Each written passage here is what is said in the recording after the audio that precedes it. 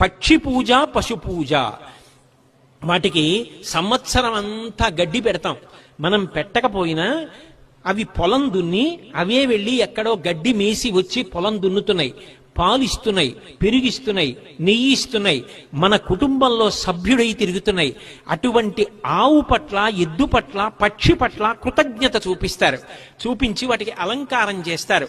ఇవాళ చప్పటి గడ్డి కాదు, నేను ఏ పాయసాన్నం తిన్నానో పొంగల్ అనేది నీకు పెడతాను, నువ్వు కూడా అదే తినాలని పాయసాన్నం వండుతారు. నువ్వు నా ఇంట్లో సభ్యురాలివి, నా నాగలి మోసావు, నా పొలం దున్నేవు, ఇంత పంటకి కారణం నువ్వు, ధాన్యం బస్తాలు బండిలో వేసి తీసుకొచ్చావు.